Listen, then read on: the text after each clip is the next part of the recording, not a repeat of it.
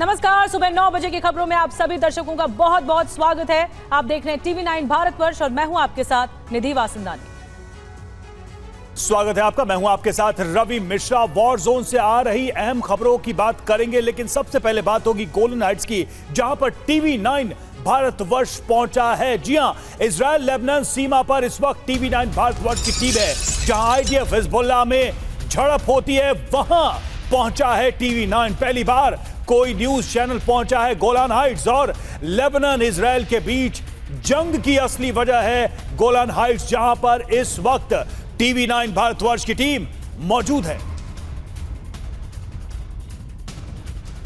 तो पहली बार कोई टीवी न्यूज चैनल पहुंच गया है गोलान हाइट्स। जी हां, वो जगह, ये जगह दरअसल गवाह है जहां पर इजराइल की डिफेंस फोर्स, इजराइल की सेना और लेबनान का जो नॉन स्टेट एक्टर है जिसे हिजबुल्लाह कहा जाता है, वो विद्रोही संगठन जो लगातार इजराइल के साथ युद्ध लड़ रहा है, यहीं पर ही सबसे ज्यादा झड़प होती है गोलान हाइट्स में। सुमित चौधरी की ताजा रिपोर्ट आप तक पहुंचाते हैं।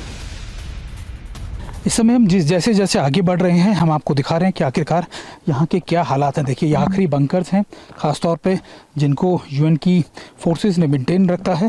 और वो सामने लगातार मैं आपको दिखा रहा था कि इस ब्लू लाइन पर, या इस ब्लू डिमार्केटेड लाइन के पास ही हम लगातार चल रहे हैं। इस पूरे इलाके को फेंसिंग से कैसे कवर किया गया, ये भी मैं आपको दिखा रहा था। ये देखिए, ये है पूरा एरिया, और इसी एरिया के बीच में जो आपको टावर नज़र आ रहे हैं, ये इजरायली की फोर्सेस, यानी बिल्कुल सामने कुछ ही मीटरों की दूरी पर आपको इजराइल की फोर्सेस सामने नज़र आ जाएंगी। और यहीं पर मौजूद है हम, जहां से अब आपको रिपोर्ट करके बता रहे हैं कि आखिरकार इस समय के यहाँ ताज़ा हालात क्या हैं।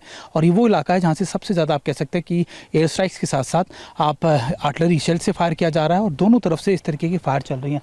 और इस इलाके को कैसे फेंसिंग से कवर किया गया है, ये भी मैं आप तक पहुँचा रहा हूँ। वो है IDF की 471 पोस्ट नंबर, जो यहाँ पर लगातार मॉनिटर। उसके बाद बीच में अगर आप देखें, हालांकि ये चट्टान के पीछे छुप गई है, वो है 472। और थोड़ा सा अगर आप पीछे जाएं, ऊपर की तरफ अगर आप देखें तो, और ये 4713 पोस्ट नंबर है। और ख़ास बात ये कि ये सारा इलाका जो है, इन चट्टानों के बीच का इलाका जो है, अब इस समय हम यहाँ खड़े हैं, यानी वो बॉर्डर एरिया है जहाँ से हम लगातार रिपोर्ट कर रहे हैं। TV9 भारतवर्ष आपको बता रहा है कि इस समय यहाँ के ताज़ा हालात क्या हैं, यहाँ पर लगातार जो चीज़ें बदल रही हैं, जो चीज़ें हैं वो किस तरीके की हैं। वैसे माना जाए, जो ब्लू लाइन है उसको डिसअगेंजमेंट लाइन के तौर पर जाना जाता है। 130 किलोमीटर की ये लाइन है, जिसमें करीबन 13 से 14 ऐसे कन्फ्लिक्ट एरियाज़ हैं, कन्फ्लिक्ट पॉइंट्स हैं, जिन पर लगातार ऐसे हैं। और इसी वजह से इन कन्फ्लिक्ट एरिया को मेनटेन रखने के बाद से लंबे समय से 1978 से ही यहाँ पर यूनिफिल की टीमों को डिप्लॉय कर दिया गया था। इनकी संख्या उस समय 4000 थी, लेकिन अब इनकी संख्या को में इजाफा कर दिया गया। करीबन 10,000 से ज़्यादा यूनिफिल की जो टीमें हैं, यानी करीबन 46 से 47 ऐसे देश हैं जो अपने आर्मी को, अपने कंटीजेंट्स को यहाँ पर भेजते हैं, और उन्हीं की टीम यहाँ पर लगातार इन इलाकों को मॉनिटर करती है, इनकी सिक्योरिटी, पीस कीपिंग के लिए काम करती है। और ऐसे ही पोस्ट पे आए हैं जिसकी जिम्मेदारी भारतीय सेना के पास इस समय मौजूद है। ये आप कह सकते हैं साउथ लेबनान के ईस्ट का, यानी सबसे ईस्टर्न पॉइंट जो है साउथ लेबनान का, उसका ये आखिरी पॉइंट है, आखिरी ऐसा पॉइंट जो गोलान हाइट्स के में है।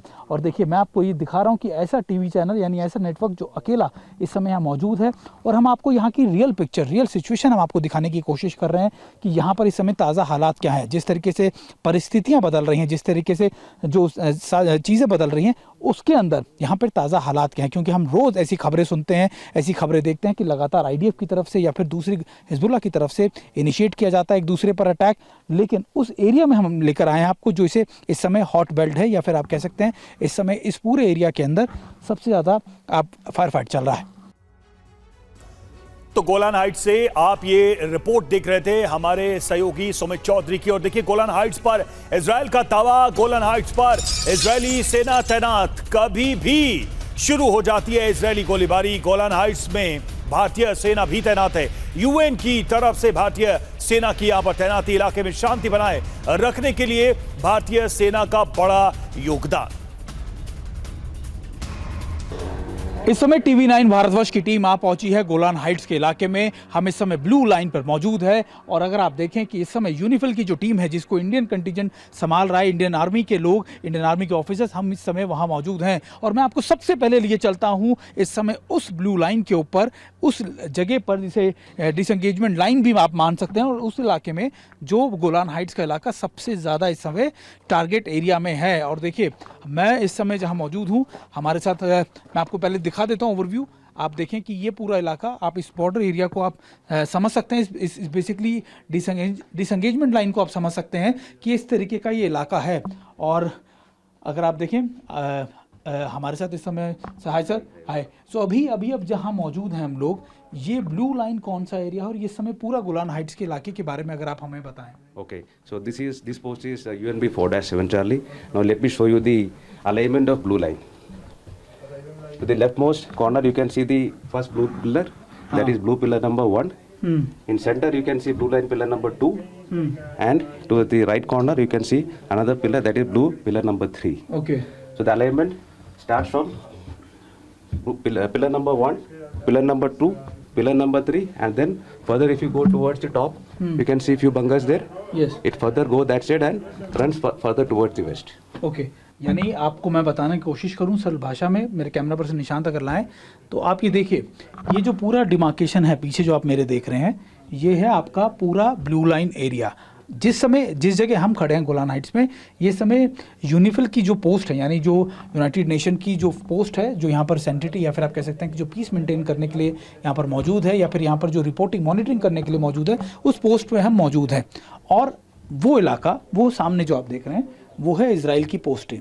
इजराइल की पोस्ट नंबर 471 है। इसके अलावा सामने जो आप देख रहे हैं वो है 472, हाँ 472। आप देखिए मेरे कैमरा पर्सन आपको दिखाएंगे, वो है 472, 4712 और वो है 4713। देखिए, और ये तीनों पोस्टों को घेर कर यानी बीच में बैठे हैं यूनिफिल की टीम, जिसको इंडियन कंटिजेंट, इंडियन आर्मी के हमारे ऑफिसर्स ने संभाला हुआ, जिनका काम है इस सिचुएशन की सारी मॉनिटरिंग, इस सिचुएशन की सारी जानकारियां लगातार पहुंचाते रहना, यहाँ की सेंटिटी मेंटेन रखना। और ये भी जिम्मेदारी है कि अगर इस इलाकों में, बॉर्डर एरिया में किसी को कोई ज़रूरत महसूस होती है मेडिकल की या किसी भी चीज़ की, तो उसको वो भी मुहैया कराना। सर अगर मैं आपसे पूछूँ, क्योंकि अभी हम जिस जगह मौजूद हैं, हालांकि देखिए लगातार आप ऐसे वॉर जोन में, इमर्जिंग वॉर जोन में हैं जहाँ पर चीज़ें ख़राब होती है, लेकिन आपकी जिम्मेदारी क्या होती है? My main task is to monitor the situation and reporting. Presently, we monitor the cessation of all the hostilities and simultaneous reporting is the main task which is given to us. ठीक है, मैं एक बार फिर अपने दर्शकों को दिखाना चाहता हूँ। देखिए, आइए मैं अगर आपको दिखाऊँ तो और आपको क्लियर पिक्चर, वो है IDF की फोर्ट, यानी आपको जो मैं 471 बता रहा था वो IDF की फोर्स है गोलान हाइट्स की, जहाँ पर इस समय हम मौजूद हैं।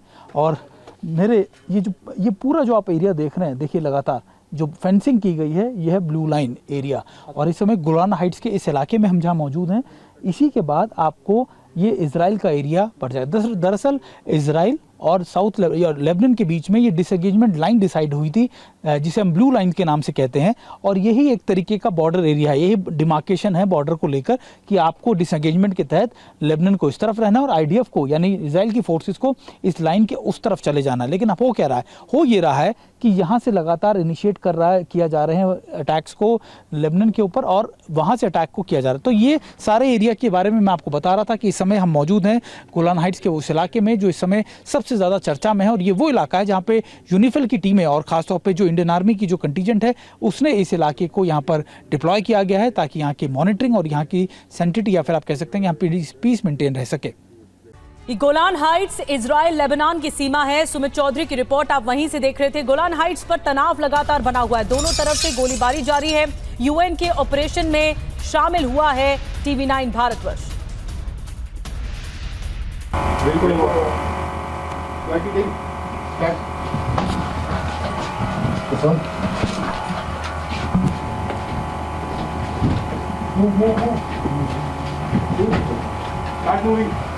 Move fast. Move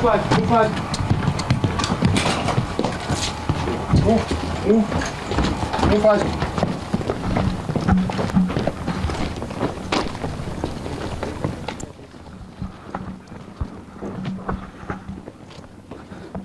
हम इस समय यूएन की इस टीम के साथ क्यूआरटी टीम यानी क्विक रिएक्शन टीम के साथ इस समय जा रहे हैं गोलान हाइट्स के उस पेट्रोलिंग पॉइंट पर, जहां पर इनको इनपुट मिलता है कि इनको दिन में जो मॉनिटरिंग करनी होती है कई बार, और जाके देखना होता है कि आखिरकार वहाँ की सिचुएशन कैसी है। और देखिए अभी थोड़ी देर में हम इनके साथ इस बॉर्डर एरिया में होंगे।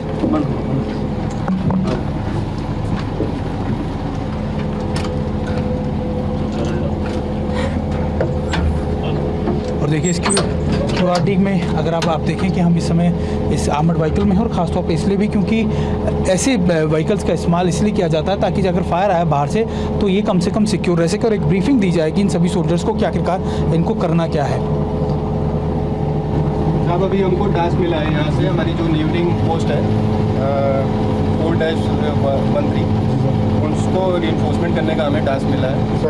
तो अभी हम यहाँ से रूट लेंगे, यहाँ से नीचे जाएंगे, वहाँ से वाई जंक्शन से इंडिया गेट होते हुए हम उसको वहाँ पोस्ट से पहुँचने से पहले हम अपने आप को 2 पार्ट में डिवाइड करेंगे। एक पार्ट में आप वहाँ पे वेट करेंगे मेरे ऑर्डर्स का, और मैं अपनी आधी टीम को लेके आगे चला जाऊँगा, और आगे जाके फिर मैं फर्दर अपने डायरेक्शंस का वेट करूँगा। Okay sir, clear?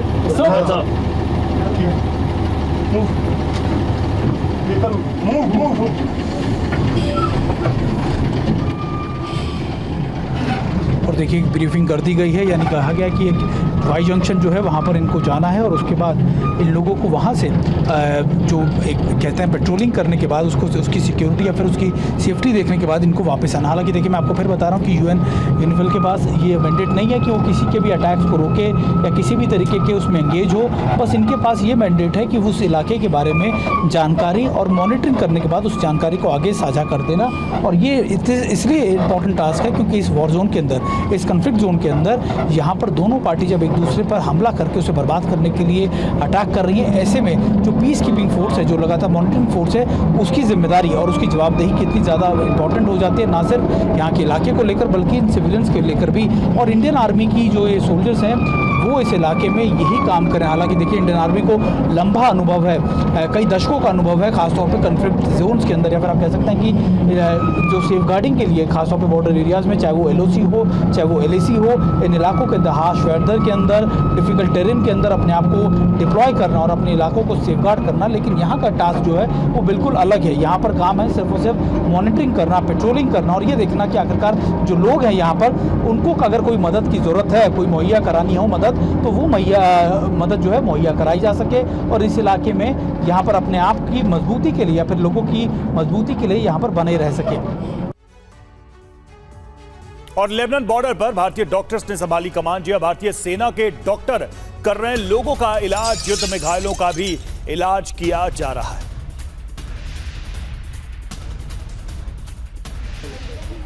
हम इसे मरजायू में हैं। मरजायू बॉर्डर डिस्ट्रिक्ट है, वो एरिया है जहां से ठीक सामने आप इजराइल और लेबनान के बॉर्डर को देख सकते हैं। और अभी कई गांवों को खाली कराया गया है, कई जगह शेलिंग हो रही है। लेकिन सबसे कमाल की बात यह कि यहाँ पर जो लोग निकाले जा रहे हैं उनको लाया कहाँ जा रहा है, उनको कैसे रखा जा रहा है, ये जानने के लिए हम आए। और हमने देखा कि यहाँ पर इंडियन आर्मी की प्रेजेंस, खास तौर पे यूनिफिल यानी जो यूनाइटेड नेशन की ऑर्गेनाइजेशन है, जो लगातार यहाँ इस पूरे एरिया की जिम्मेदारी जिसके कंधों पर है, उसकी देखरेख का काम, उस वॉर जोन का देखने का काम इस समय इंडियन आर्मी के पास भी है। और इंडियन आर्मी यहाँ पर तैनात है। मेरे साथ मेजर हितेश हैं। Sir, how are you? अभी क्या हालात हैं यहाँ पर, किस तरीके की चीज़ें हैं यहाँ पर? तो अभी हम यहाँ पे रशाया अल फुकर विलेज में हैं। ये इंडियन बटालियन के एरिया ऑफ ऑपरेशंस का एक विलेज है। इस विलेज के अराउंड पिछले कुछ दिनों में, पिछले 9 महीने में आई कैन से दैट बहुत ज़्यादा शेलिंग और एयर स्ट्राइक्स हुए हैं, जिसकी वजह से काफ़ी लोगों ने इस विलेज को वैकेट करके कहीं और सेटल हो गए। जो लोग बाहर घर लेना या बाहर रेंट पे घर लेना अफोर्ड नहीं कर पा रहे हैं, they are still staying in the village, वो अभी भी विलेज में हैं। एंड अभी जहाँ पे हम खड़े हैं, this is the social development centre, जिसको हेल्थ मिनिस्ट्री चलाती थी पहले, एंड वहीं से डॉक्टर्स और मेडिसिन प्रोवाइड करी जाती थी। बट प्रेजेंट सिचुएशन में इकोनॉमिक क्राइसिस और सिक्योरिटी सिचुएशन को मद्देनज़र रखते हुए यहाँ पे गवर्नमेंट डॉक्टर्स नहीं भेज पा रही है। तो लोकल अथॉरिटीज़, जो कि विलेज अथॉरिटीज़ हैं, वो यूनिफिल को रिक्वेस्ट करते हैं। एंड यूनिफिल में इंडियन बटालियन के एओ में आने के मद्देनज़र रखते हुए तो हमको यहाँ पे बताया जाता है कि आप लोग ह्यूमैनिटेरियन असिस्टेंस के तौर पर अपने मेडिकल, डेंटल और वेटनरी सपोर्ट प्रोवाइड करें। तो आज हमारी एक एक्टिविटी चल रही है जिसमें हमारी जो मेडिकल टीम है, इंडियन बटालियन की मेडिकल टीम है, वो लोकल विलेजर्स के लिए मेडिकल सपोर्ट प्रोवाइड कर यानी रही वो है। लोग जो लगातार शेलिंग के अंदर घायल हो गए हैं, बच्चे बुजुर्ग, उन सबको यहीं पर लाया जाता है मेडिकल उसके लिए। शेलिंग में घायल होने वाले लोग नहीं हैं ये लोग, जरूरी नहीं है ऐसा। वो लोग अगर आएंगे तो उनको भी मेडिकल असिस्टेंस दिया जाएगा, लेकिन यहाँ पे बेसिकली जो लोग ऑलरेडी नॉर्मल डिसीजेस से कोप कर रहे हैं, जिनको डॉक्टर्स की बेसिक कंसल्टेशंस की ज़रूरत है, उन लोगों को आप लोग अभी मिलेंगे अंदर पेशेंट से तो you will realize these are the patients who are generally normally in the old age और children and facing some illness because of some reason और दी अदर। हमारे साथ और रिपोर्ट सुमित चौधरी की आपको दिखाते रहेंगे। इस वक्त एक बड़ी खबर आपको बता दें, अमेरिकी राष्ट्रपति जो बाइडेन कोरोना संक्रमित हो गए हैं। जो बाइडेन के चुनाव से हटने की अटकलें भी तेज हो गई हैं। खराब सेहत का हवाला देकर चुनाव से हट सकते हैं जो बाइडेन।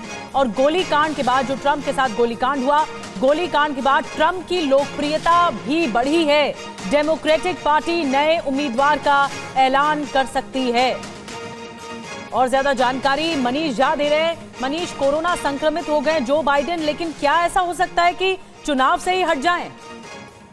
देखिए, सबसे दिलचस्प बात यह है कि प्रेसिडेंट जो बाइडेन ये कहते हैं कि अगर उनका स्वास्थ्य खराब हुआ तभी वो रेस से हटेंगे, और उसके ठीक कुछ ही देर बाद ये घोषणा की जाती है व्हाइट हाउस से कि प्रेसिडेंट जो बाइडेन को कोविड हो गया है। अब इन दोनों बातों को कोरिलेट करके देखा जा रहा है कि बाइडेन का इशारा कहीं इसी बात को लेकर तो नहीं है। वहीं दूसरी तरफ अब बाइडेन के समर्थक और जो डेमोक्रेट पार्टी के सीनियर नेता हैं वो यही सलाह उन्हें दे रहे हैं कि यही सही मौका है जब बाइडेन को चुनावी रेस से खुद को अलग कर लेना चाहिए। यहां तक की खबरें हैं कि उपराष्ट्रपति कमला हैरिस की तरफ से भी बेहद दबाव है प्रेसिडेंट जो बाइडेन पर कि अब उन्हें चुनावी रेस से खुद को अलग कर देना चाहिए, स्वास्थ्य कारण बताया जाना चाहिए। और ये संयोग की बात है कि ठीक इसी समय राष्ट्रपति जो बाइडेन को कोरोना से पीड़ित हो जाते हैं। तो इसका मतलब यह है कि ऐसा हो सकता है, इसकी संभावना काफी अधिक है कि राष्ट्रपति जो बाइडेन अब स्वास्थ्य कारणों से खुद को चुनावी रेस से अलग कर सकते हैं। और वैसे भी देखा जाए तो ट्रंप की लोकप्रियता बढ़ रही है। बाइडेन को भी समझ में आ रहा है कि अगर वो चुनाव लड़ते हैं तो वो हार सकते हैं। तो ऐसे में चुनावी रेस का ठीकरा किसी और उम्मीदवार पर रखा जाए और यहीं पर एक सरप्राइज एंट्री हो सकती है डेमोक्रेट पार्टी की तरफ से। ठीक है, शुक्रिया। नजर बना के रखिए मनीष, बड़ी खबर दे रहे हैं जानकारी मनीष झा। खराब सेहत के कारण ऐसा हो सकता है, लेकिन अभी ये सिर्फ आशंकाएं हैं या अटकलें हैं।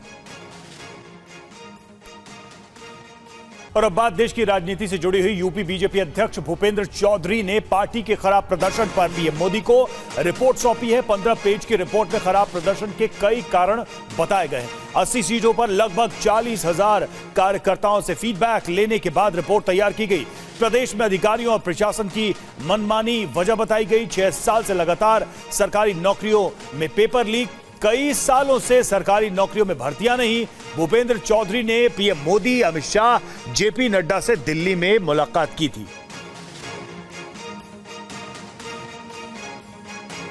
लोकसभा चुनाव के बाद से ही सबसे बड़े राज्य यूपी में सियासी हलचल तेज है। बीजेपी के खराब प्रदर्शन पर पार्टी में मंथन का दौर जारी है। दिल्ली से लेकर यूपी तक कई दौरे की बैठकें हो चुकी है।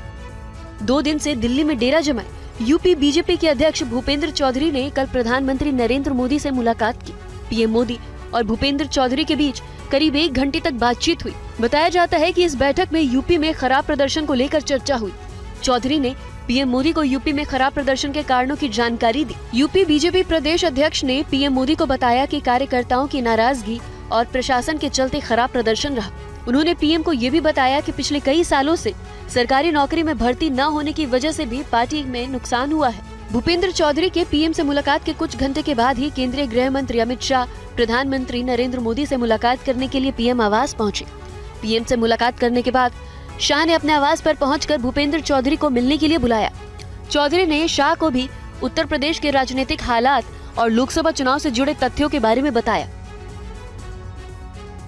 आनंद प्रकाश पांडे हमारे संवाददाता हमारे साथ इस वक्त जुड़े हुए हैं। आनंद, जो भूपेंद्र चौधरी ने रिपोर्ट दी है उसमें अनगिनत कारण तो बताए गए हैं, लेकिन अब इस रिपोर्ट का क्या प्रभाव हो सकता है, खासकर उत्तर प्रदेश में?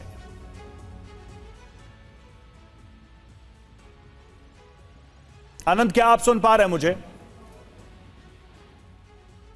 दोबारा कोशिश करते हैं आनंद से कनेक्ट होने की। तो जिस तरह से यह रिपोर्ट दी गई है और इसमें हार के कारणों का पूरा ब्यौरा दिया गया है, विश्लेषण दिया गया है, कार्यकर्ताओं की नाराजगी, उनके असंतोष से लेकर अधिकारियों के व्यवहार को भी इसमें उल्लिखित किया गया, इसका जिक्र किया गया है। 40,000 कार्यकर्ताओं से 80 सीटों पर बातचीत करके यह रिपोर्ट बनाई गई है और यह रिपोर्ट अब सौंपी गई है और अब देखना होगा कि इस रिपोर्ट पर क्या एक्शन होता है। सरकारी नौकरियों में पेपर लीक हो, भर्ती प्रक्रिया की रफ्तार जो है उसकी कमी हो, इन तमाम चीजों को बताया गया है। सरकारी अधिकारियों के व्यवहार को भी एक बड़ा कारण बताया गया है।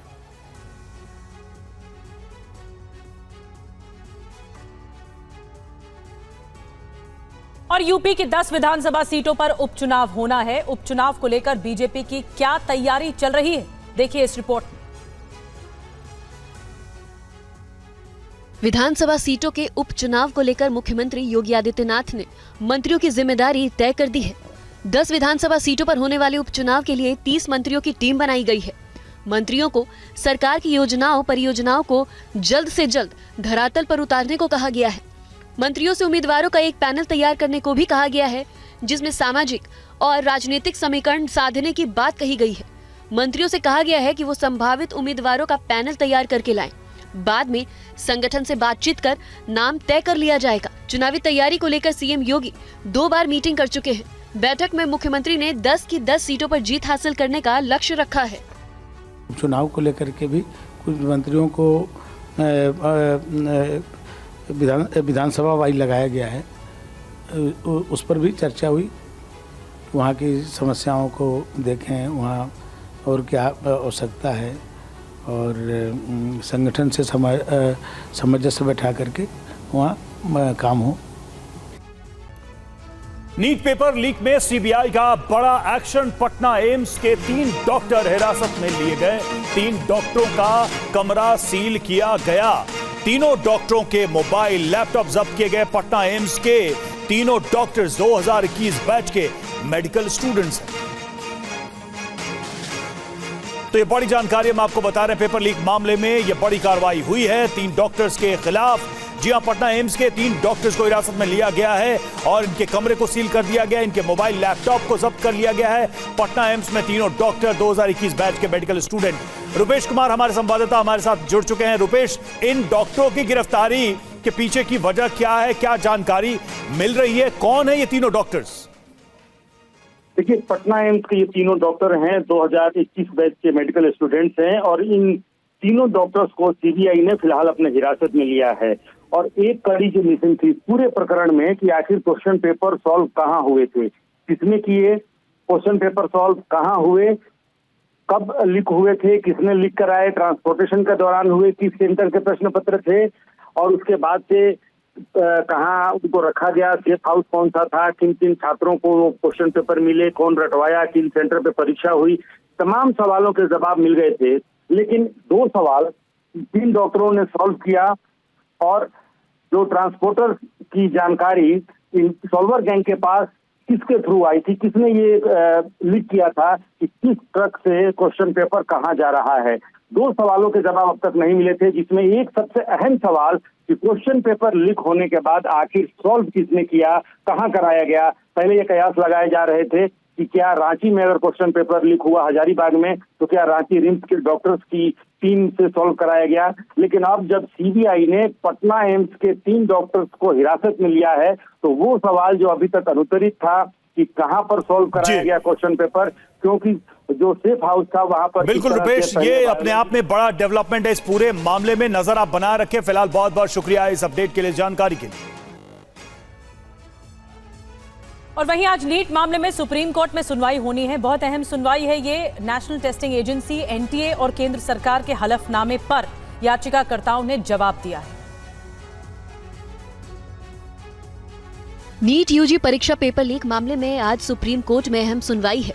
केंद्र और एनटीए द्वारा दाखिल हलफनामे पर याचिकाकर्ताओं ने जवाब दिया है। केंद्र सरकार ने हलफनामा दाखिल कर कहा है कि नीट की परीक्षा रद्द नहीं होनी चाहिए। केंद्र सरकार ने अपने हलफनामे में मद्रास आईआईटी के एनालिसिस का जिक्र करते हुए कहा कि नीट परीक्षा में बड़े पैमाने पर गड़बड़ी नहीं हुई है। ऐसे में दोबारा परीक्षा कराए जाने की कोई जरूरत नहीं है। केंद्र ने वायरल टेलीग्राम वीडियो को भी फर्जी बताया है। एनटीए ने सुप्रीम कोर्ट में दायर हलफनामे में कहा है कि पूरे देश में पेपर लीक नहीं हुआ है। एनटीए ने सुप्रीम कोर्ट में काउंसलिंग प्रक्रिया के बारे में भी जानकारी दी। एनटीए ने कहा कि परीक्षा जुलाई के तीसरे सप्ताह से शुरू होगी और 4 दौर में आयोजित की जाएगी। याचिकाकर्ताओं ने सुप्रीम कोर्ट में केंद्र और एनटीए के हलफनामे का जवाब दिया है।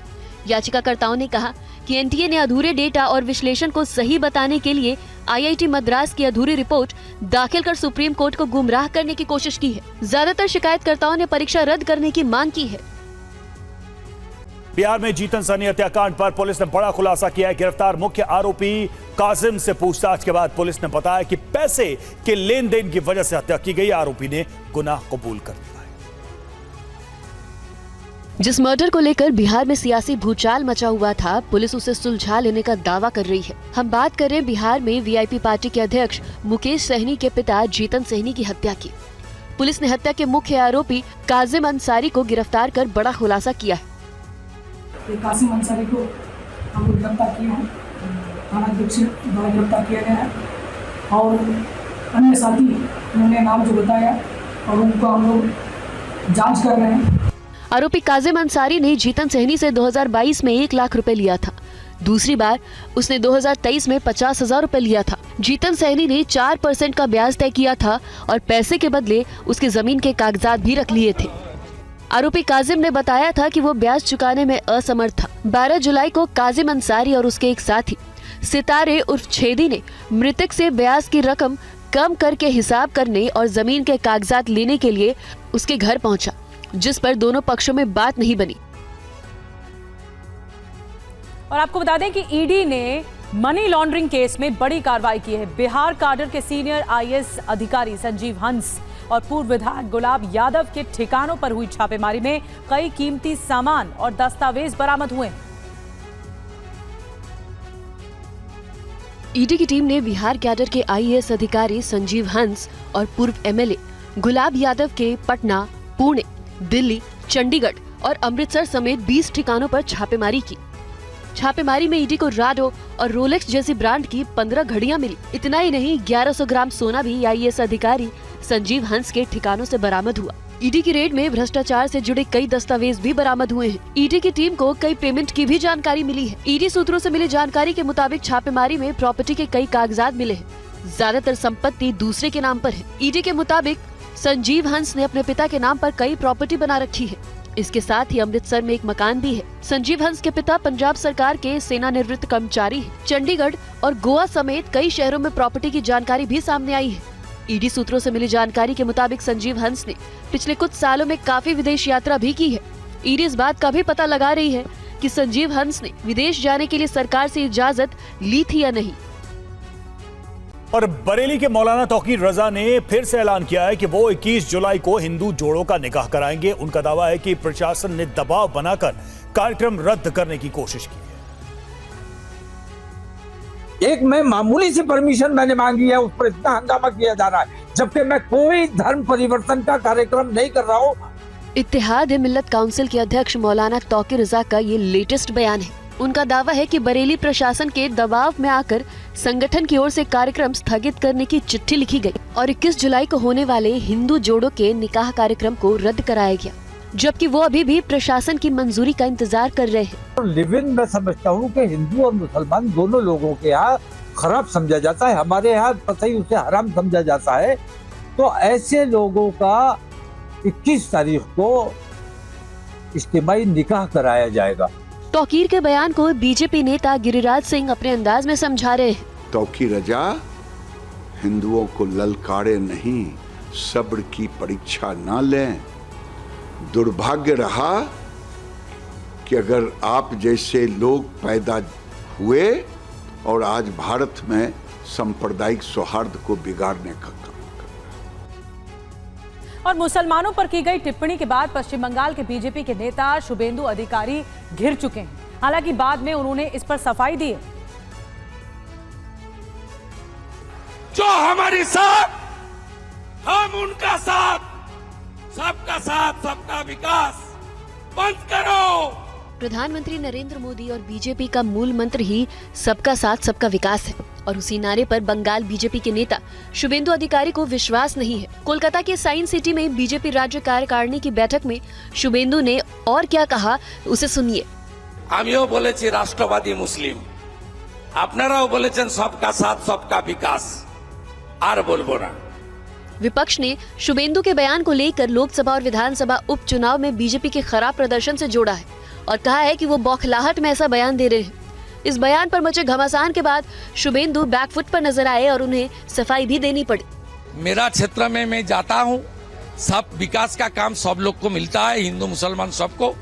उसका बाद भी बोलता है तुम बीजेपी, तुम हिंदू का पार्टी। वो बात मेरा पर्सनल है और पॉलिटिकल है, इसका साथ गवर्नमेंट का स्लोगन का कोई संपर्क नहीं है। और मुस्लिम नेताओं ने शुभेंदु अधिकारी के बयान पर क्या कहा, आइए सुनिए। सबका साथ सबका विकास, ये इससे बड़ा झूठ तो कुछ हो नहीं सकता। तो हम लोग 10 साल से देख रहे हैं, 2014 से प्रधानमंत्री आए हैं, लाल किले से उन्होंने ये ऐलान किया था और उस समय लोगों ने विश्वास भी किया कि भाई प्रधानमंत्री लाल किले से जब बोल रहे हैं तो सच बोल रहे होंगे। लेकिन हकीकत ये है कि वो जो उनका एजेंडा हिंदू मुसलमान का है वो आज भी चल रहा है। उनकी कैबिनेट में एक भी मुसलमान नहीं है। तो जब तक पीएम नहीं जानेंगे तो आप कैसे कर लेंगे? आपकी जो व्यक्तिगत राय है उसको इम्प्लीमेंट कैसे करेंगे? या तो आप मुख्यमंत्री हो या देश के प्रधानमंत्री हो, आप तो कुछ भी नहीं है। तो आपकी इस राय का क्या मतलब है? और आप बोलें या ना बोलें, भारतीय जनता पार्टी तो यही काम कर रही है। नारा वो यही लगाती है, सबका साथ सबका विकास सबका विश्वास। न सबका विश्वास है न सबका विकास है। इधर असम के मुख्यमंत्री हेमंता बिस्वा शर्मा ने दावा किया है कि पूर्वोत्तर के राज्यों में डेमोग्राफी में बदलाव हुआ है और मुस्लिम आबादी बढ़ गई है। टीएमसी ने आरोप लगाया कि हेमंता बिस्वा शर्मा गलत आंकड़ा पेश कर रहे हैं।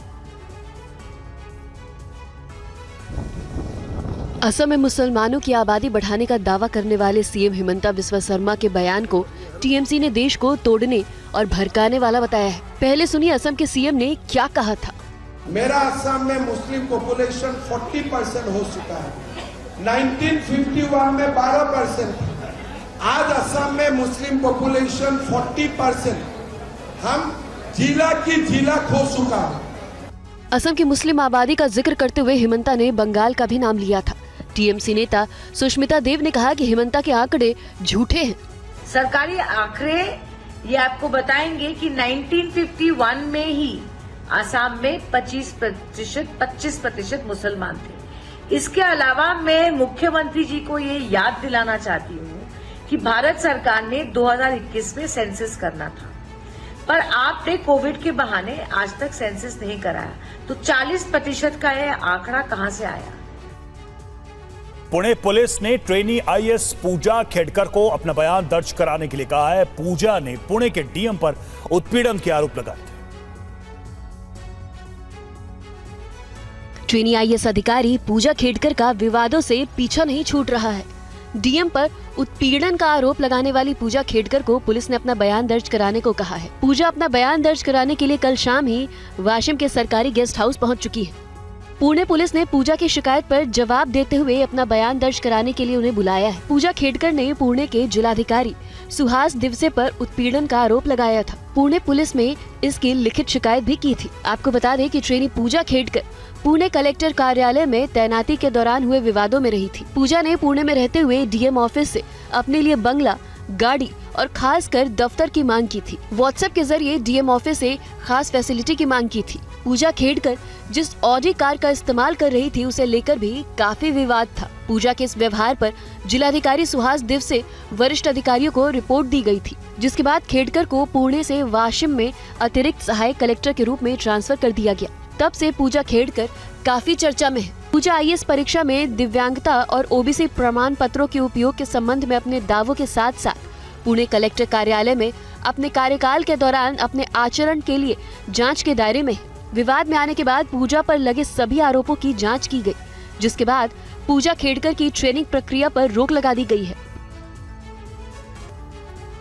कर्नाटक सरकार ने कन्नड़ भाषियों को आरक्षण दिए जाने से जुड़ा विधेयक वापस ले लिया है। सरकार विचार विमर्श के बाद कोई फैसला लेगी।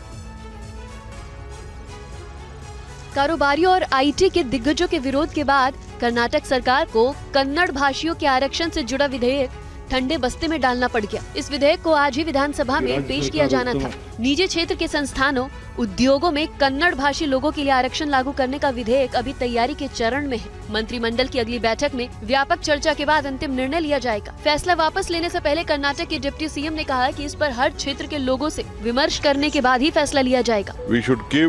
We are more worried than to the employer and the employee both. So The employer also should be there. Kannadigas also should be there. Where we can accommodate Kannadigas, where not, we can give them free hand. That we will discuss and will come back. Kannada भाषी आरक्षण विधेयक में कहा गया है कि किसी भी उद्योग, कारखाने या प्रतिष्ठान में 50% और गैर प्रबंधन श्रेणियों में 70% स्थानीय उम्मीदवारों की नियुक्ति करनी होगी। इस फैसले को वापस लेने के बाद उद्योग मंत्री MB पाटिल ने कहा कि सरकार उद्योगों के हितों की रक्षा करने के लिए विस्तृत चर्चा करेगी। 3 राज्यों के 15 ठिकानों पर ईडी की रेड। बड़ी खबर, 1392 करोड़ के बैंक घोटाले को लेकर यह छापेमारी की गई है।